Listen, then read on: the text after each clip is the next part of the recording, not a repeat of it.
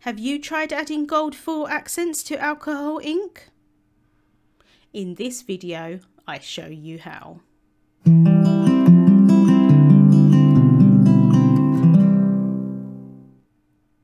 Hello there, Michelle Short here with Terrific Tags with Michelle. Today I have a tag and card to share with you, adding gold foiled accents to alcohol ink backgrounds before die cutting. So let's get started. I have a panel of Yupo paper here. This is a synthetic paper that works really well with alcohol inks. It kind of feels a bit like plastic. And I'm adding on some isopropyl alcohol on top. This is going to help dilute the alcohol inks a little bit and also help them move across the Yupo paper. I'm using the Lapis Lazuli alcohol ink bundle here. So it comes as 4 different shades of colour. I'm actually just using the 3 lightest. So I'm starting off with Iceberg, adding a few drops of that onto the Yupo paper, and then I'm going to go in with Eastern Sky. Sometimes I do like to move the alcohol ink each colour at a time. Sometimes I like to just add them all on, and in this case I'm just adding them all on. So I've then added on the darkest colour that I'm using, which is the ultramarine, and I'm using an air blower tool to move the alcohol inks around. Now, depending on how much isopropyl alcohol I added on will depend on how well they move around. Sometimes I quite like it if they don't move around too much, because I like to have quite harsh edges, but in this case I'm actually not really too concerned with how it looks, because I'm going to go back in once it's dry and actually add extra on top. So I'm really just trying to cover the panels, and I'm actually going to do 2 panels of blues. One ended up a little bit lighter than the other one. This is actually the second one here, and I think it ended up a little bit lighter than the first one. It's quite nice sometimes to have some different interest. And if the alcohol inks are still wet, you can actually pick up the panel, kind of move them around this way as well, not actually just with the air blower tool. There's lots of different ways you can move alcohol ink around. And then I'm going to do the same kind of thing for the greens. So I'm using the Green Meadows alcohol ink bundle, and again I'm actually just using the 3 lightest shades. So I'm starting off with Minty Mint, adding a few drops of that, then going in with Sweet Leaf, and then just green. And again I'm just going to move those around with the air blower tool.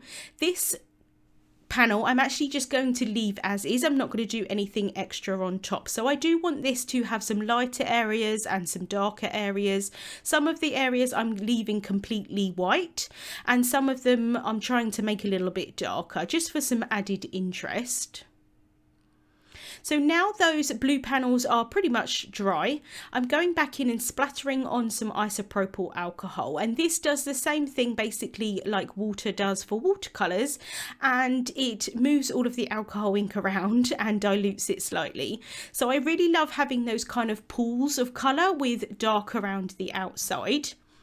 I'm going to use this to my advantage, and so that those little bits around the outside are going to be sticky. So I'm taking some brushed gold hot foil roll, and I've cut a little bit of that, as you can see. I've placed that over the top, and I'm just using a brayer just to really push that down. It doesn't look like anything's happening, but once I lift off that foil, you can see that the foil stuck to where those darkest, kind of like stickiest areas are on that panel. And so I can just use the same piece over and over again. Obviously there will be less foil the more you kind of use that piece, but you can definitely use it multiple times. There will be alcohol ink on the back, it doesn't really matter. So this is the second panel here, and I'm just going to do the same thing. I like to use the brayer just to really press that down, and obviously the areas that are the wettest are going to hold more foil, but I quite like just having small kind of little lines of it just around, kind of like said, where those kind of cells are, or the circles. I think it looks really pretty, and I'm going to hold it in the light here so you can see that shine from that gold foil. I then want to cut those panels with a flower. So I'm using the Crafty Flower Cape Marguerite layering die set, and I'm just using that flower there at the top.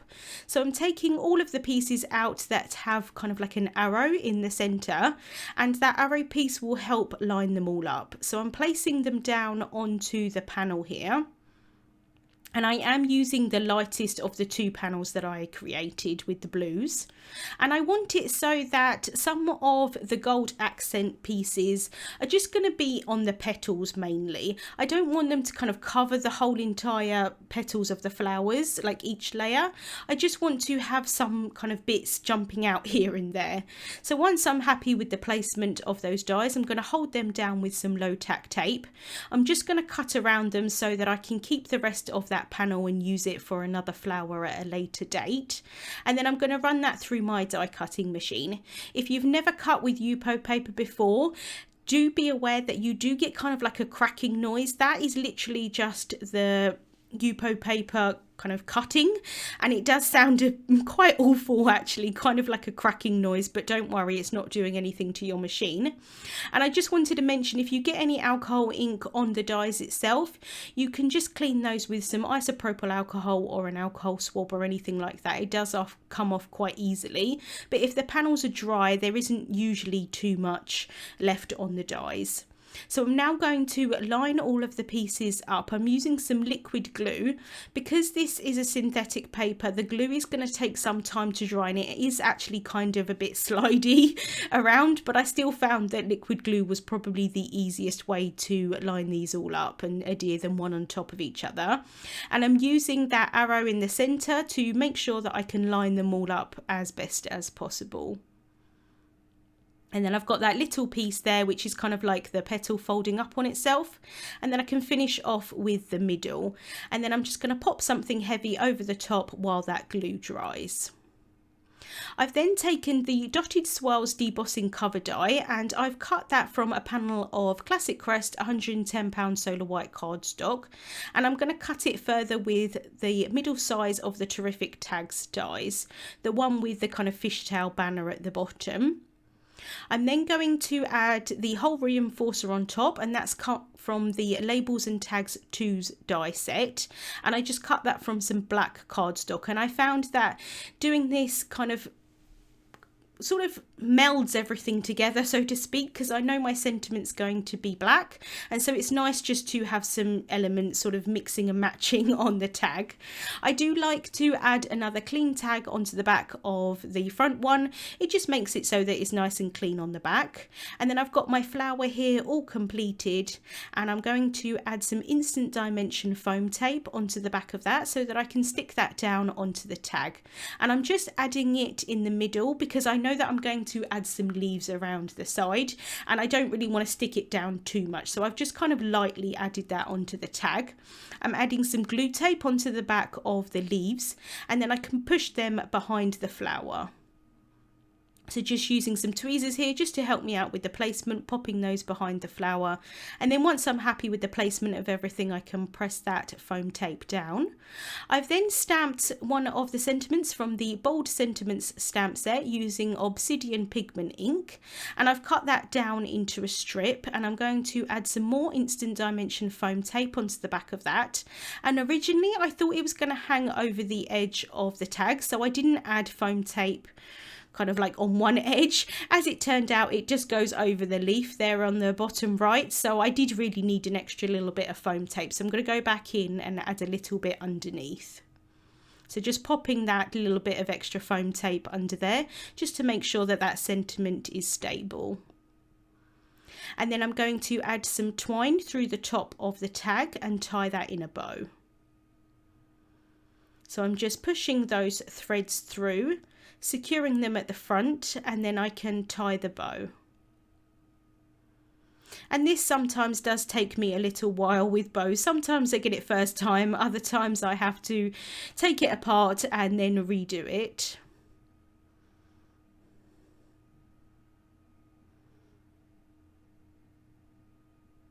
But once I'm happy with the bow, then I can just cut those tails down.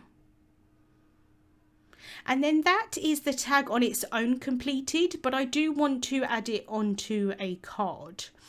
And If I'm going to keep it as a standalone tag, I do want to add some embellishment to it, but because I'm going to add it to a card, I'm going to have the embellishments in a slightly different place. So I have an A2 size white card base here. This is a finished size of 4¼ inches by 5½ inches, and I'm going to pop the tag in the bottom left hand corner.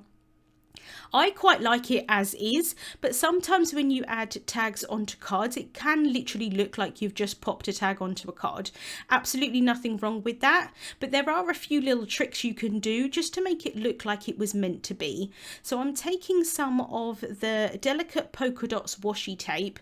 This is really delicate. The polka dots are really tiny, but I'm just adding a little bit of that where it will be behind the bottom left hand side of the tag, and that's really just pretty much all I'm going to add onto the card base. You're not really going to see it a huge amount, but it does just add that little bit extra and make it, like I said, look like it was meant to be on the card, like the tag was meant to be on the card from the first place. It would look quite nice with a darker washi tape, I think, maybe like a black one with white polka dots, but I do really like this kind of delicate one. So I've added some more instant dimension foam tape onto the back of the tag, and then I'm going to pop that down onto the card.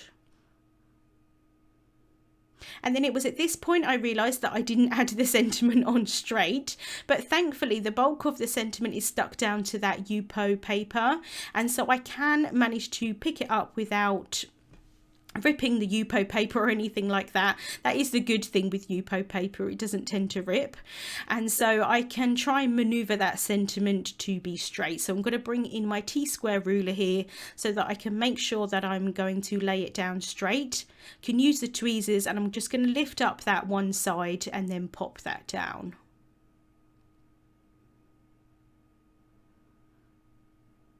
And then to finish off, I'm adding some of the black enamel dots from the Essential Black and White Enamel Dots set. I'm going to pop one there behind that tag, and I actually pushed it a little bit too far.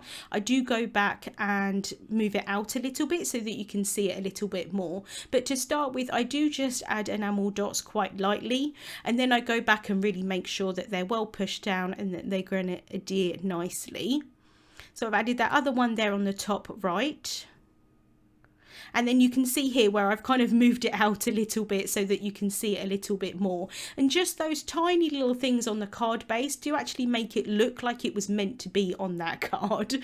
And this is the standalone tag there as well on the right hand side. You can see that I added the embellishments in a slightly different place, but I like how they both look together and also separately.